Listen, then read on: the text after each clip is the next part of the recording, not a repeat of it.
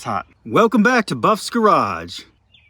Yeah. So if you can't tell, it's hot. It's really hot. We went from 60 degrees, beautiful weather, spring was in the air, and then bam. Yeah, don't mind the trash. But it's beautiful. Birds are singing. Animals are doing their springtime frolic. But most of all, it's hot and humid. We got as high as 90 degrees yesterday. It's been in the 80s today, but super humid. We just had a massive torrential storm, huge downpour, hail, twisty twirly winds, typical Kansas stuff. But here I am in VANtana, the killer van that we rescued. And I gotta tell you, the van's cool, but what it doesn't do, the windows don't roll down. I do have the wing vents, but the doodads here don't do the thing to make the windows go down, neither side. So we got the vent windows opened up. So despite that, obviously with the doors and windows closed, it roasts in here. Gets really hot. Do not leave your pets inside VANtana. Especially if it's hot out. So what I've done is I decided to see, it's hot. I decided to see if I could get the AC to take a charge. Knowing that it's sat, it's probably gonna leak out. And that's not the best, but we got to start somewhere. We got to put a leak detector in there, make sure it takes a charge, make sure the compressor kicks on. And if all that happens and we don't find a leak, or if we do, we fix the leak and we get it all back going again. Here's the kicker. VANtana is old school. It may have a new updated front end, but VANtana has R12, or at least did have. He doesn't now. There's definitely no R12 in that system. And to check, I hooked him up to the gauges. There ain't no R12 in there. So what I did do is I went ahead and got the old adapter kit and did to convert my R12 into R134A. Now, assuming that you got it adapted over, you started putting the goop in there, and lo and behold, you hear the thing kick on and it's not squalling like my. What it does tell you is that, all right, the switches work, the compressor works. Let's see if it'll hold a charge. And it did. It held 134A. And I got inside and it felt like there was some cold air coming from somewhere. But wouldn't you know it, the old valvey doohickeys, while they turn on the AC and make it work, it doesn't give me the frigid cool air coming out the vents. So I went ahead and pulled this panel off. The stereo didn't work anyway. The clock lit up and it made some static, but years of interior wash coming down did not help the situation. We've got no coolie cool out the vents. None of the vents. It comes out this vent. It comes out the vent that would come down here by your foots. So we need to figure out why. Now, this is a vacuum controlled system. So either A, we don't have vacuum, or B, our little switchy switch isn't doing what it needs to do. So I'm going to pull it out and make sure everything looks good, and all else fails, we need to find where our vacuum leak is. Okay, time to catch up what's going on. So I pulled this out and I didn't see anything wrong back here.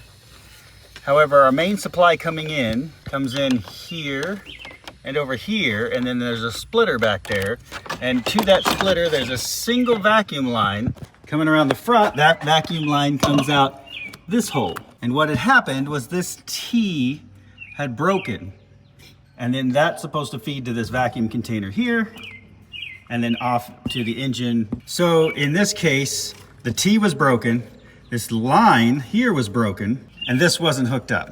So what I did was, being that all the parts stores were closed, I went to the old Trans Am actuator and I cut this little piece off right here.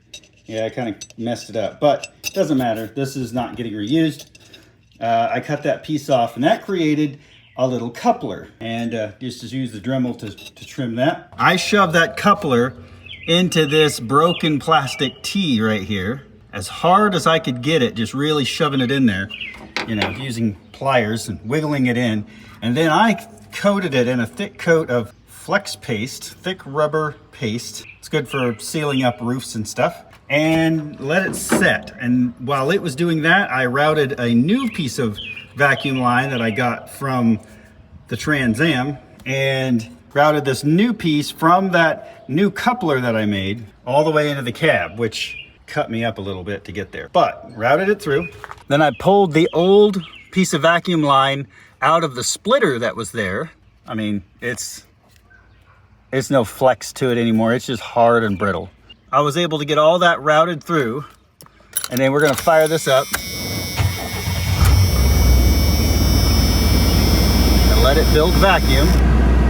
Oh, and just like that, I got cold air out of the vents. Awesome. It's the next morning, and of course I worked really hard getting this AC working so I wouldn't have to drive to work in the heat, and it's raining.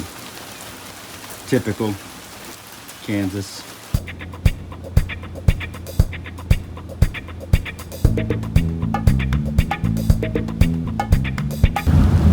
You know what? It may be leaking, but there's not a crack in it. So the wipers quit working about 20 minutes ago. So apparently the van's windshield is just the right angle that it just rolls right off. It's perfect, it's fine. So as much as I like the auto wash feature for the interior of the van, it's been raining a lot lately, and because of that, I think we kind of need to address it. So rather than buy a whole new seal or even cover up this beautiful mess of tape and rust and everything else, I just went to the old Walmart and bought some liquid nails sealant, and we're just gonna basically fill up the hole and until it stops leaking water through. I think it'll work. Do it. Oh my gosh, I'm gonna die. Yeah. You want to clean the area of all the dirt and rust, and yeah, it's good enough. What? So of course, brand new, I cut the end off to shoot this, and it wouldn't come out. So I went ahead and thought, well, maybe I need to pierce it, like caulking for your tub. Nope, didn't work. So then I tried again. Brand new, still won't come out. So then I maybe put a little bit too much pressure on it. It came out this way, the place that doesn't have a hole, the place that it was never supposed to come out. Not out of this way, no, it all came out the back end. So yeah, liquid nails, do better. This is not okay. We're not gonna clean the dirt off or anything. We're just gonna shove it all right into that hole, seal it up, and call it good.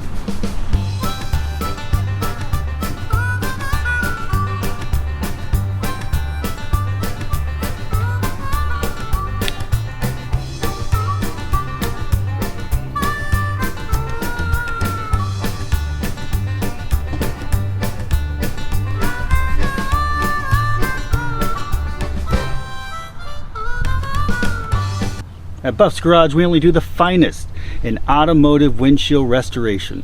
And the best way to do it is call us up, and for a low price of $59.99, we will throw in your own completely useless bottle of Liquid Nails Clear Seal that no matter what you do, this end doesn't work, but it'll come out this end. And if you act now, we'll throw in the wonderful little scraper edge that comes already attached to the tube. As you can see, all sealed up. Grass and leaf accents on there just to make sure it blends in with the patina. Now we're good to go. Rain can come and it's not going to go inside the windshield.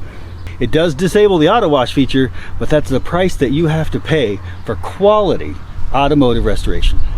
So I went to my sister's garage sale here and I picked up a few little trinkets that I'm going to pass back out to my YouTube friends, and I think they're going to appreciate them. So first off, for my buddy Chad at Square Buddy Stuff, I don't know if you like Dr. Pepper, but if you look close enough, that's a square body. Little Goodyear Dr. Pepper square body. And for Dalton, Pole Barn Garage, what better than a white four-wheel drive van? It's even a Chevy. So that goes to you, Dalton. So I recently got a really cool poster from 6% Recycled, who passed it along from back in the 80s and 90s, a Pontiac, and it just happens to be of this car.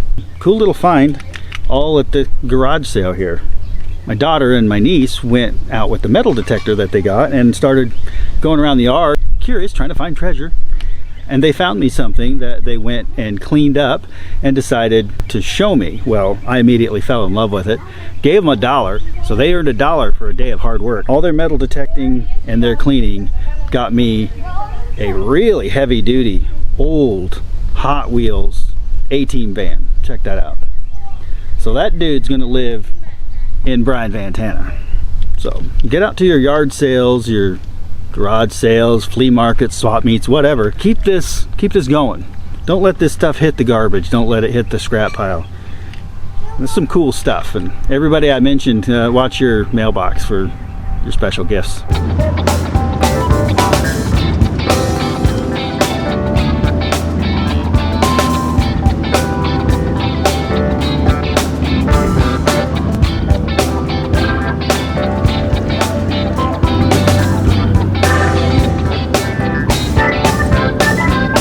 I got VANtana here, and it's time that I go ahead and change a few little things. It's time to tweak some stuff to make VANtana a little bit cooler. Yes, we have stuff coming along the way that's going to make VANtana a little faster, maybe do some healthy burnouts, but he's been sitting a while. And part of the issue is we've got sketchy tires, front and back.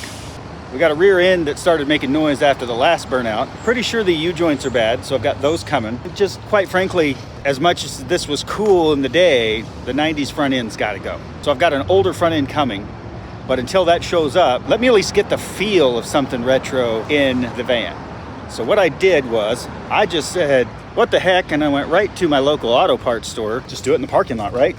If the Roadkill boys can change an engine in the parking lot, I can at least change something too. So you may or may not know that there's a motorcycle riding by. So you may or may not know that I have an 82 Trans Am that I am LS swapping and doing all-wheel drive. And even though that project has slowed dramatically lately, I decided to recycle because I love to recycle. And I have the steering wheel out of that car. It kind of looks like hell. So I'm gonna try something I was told to try. I'm gonna grab these tub of towels and I'm gonna do a little restore on that steering wheel. And thanks to this part store loaning me the tool for free, I'm gonna go ahead and take that 90 steering wheel out of the van and we're gonna put this 82 Trans Am steering wheel that it's just got a better vibe. I mean, how cool are you when you're driving a conversion van? I mean, you feel like you gotta avoid schools, but at the same time, you wanna hot rod a little bit. And what's more hot rod than a Trans Am? So every time I get in, I'm gonna be gripping a Trans Am steering wheel. So watch out. All right, I got my tub of towels.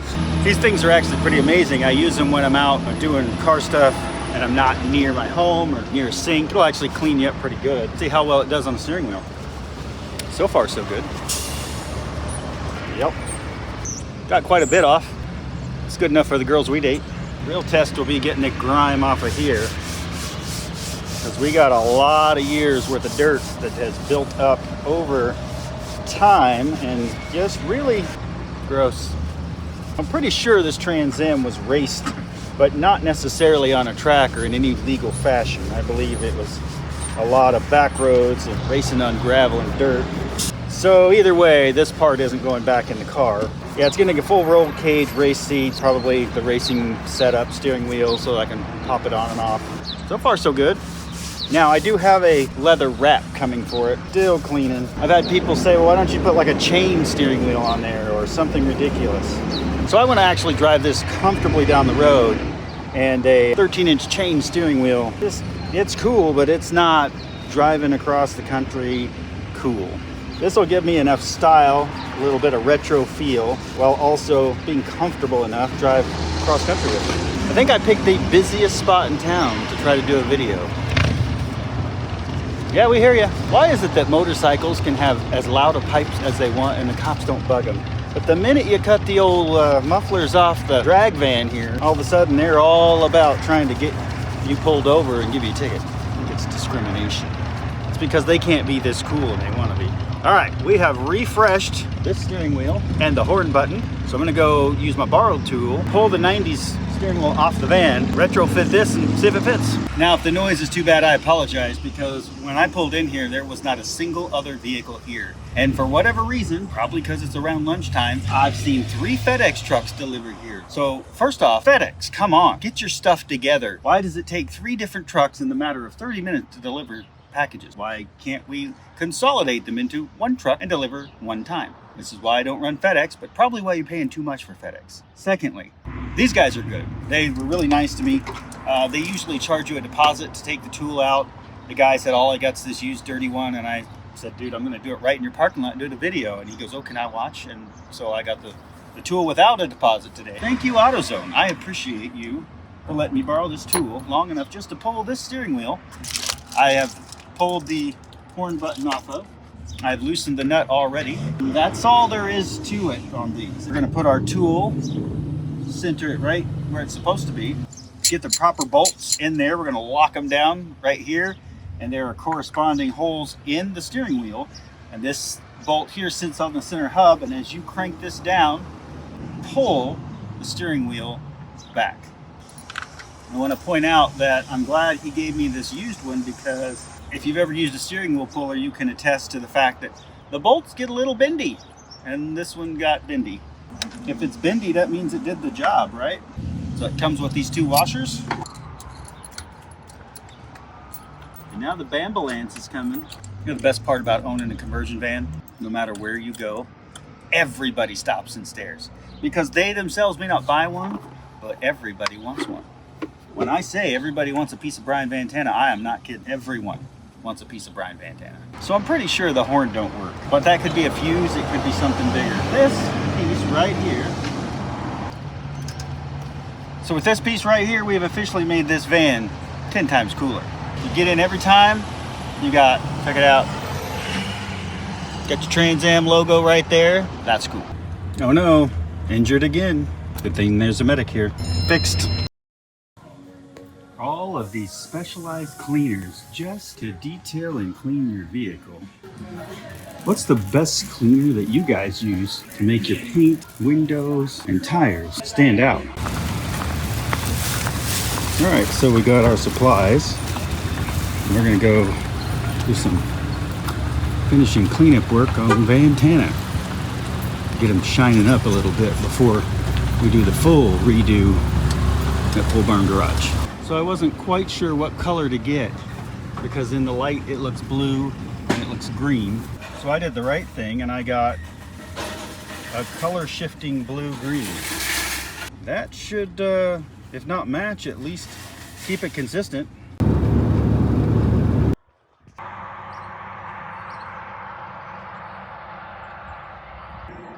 Well, here I am just a few miles from town, and old Brian VANtana never fails, except when he does. And in this case, the old gas gauge needle stuck.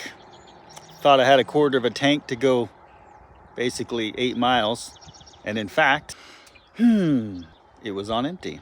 It was pretty obvious. He started surging, just losing power, and then all of a sudden died. And I was able to get him to start back up, made it a few more feet, and then he died. And then I got to start up again and made it to right here. So I got good old roadside assist coming with a few gallons of gas, because I know that's what it is. Like, the gas gauge was just stuck. There's nothing else going on with it. And I know that because as soon as I popped the dash, gas gauge went blink right down to empty. Well, at least it's a beautiful day. Got cows here to keep me company, and just be waiting on my gas to get here and then back on the road.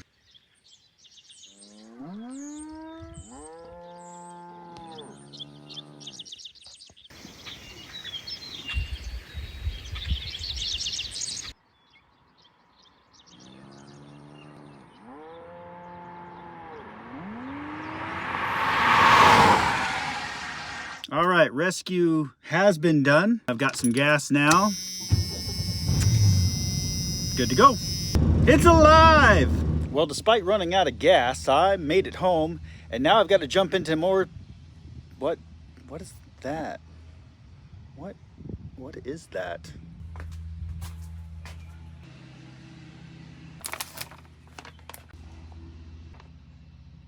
So I'm not sure if you guys are going to believe this. Apparently, the city doesn't like my vehicles sitting in the driveway while I'm trying to work on them. I mean, this one's not in the driveway. But yeah, the city said that 63 slammed pre, the Avalanche, the Suburban, there's another Suburban back there. All of them, including all the other vehicles that I have in the yard, are apparently in violation of city ordinance. Within the last year or so, the ordinance states your vehicles must be registered or kept behind a fence. At one point, you could put a tarp over them, and as long as you put a tarp over them, you were good to go. Well, that's changed. Now they either want the fence, which is about $7,000, you know, post-COVID, or they're going to literally crush all my cars. This paperwork right here says that if I don't have these vehicles fixed running on the road in the next 10 days, they're going to crush them. They're going to crush my cars, including this one. They want to crush it. They said it's got to be running, driving, or behind a fence, or they're going to crush it.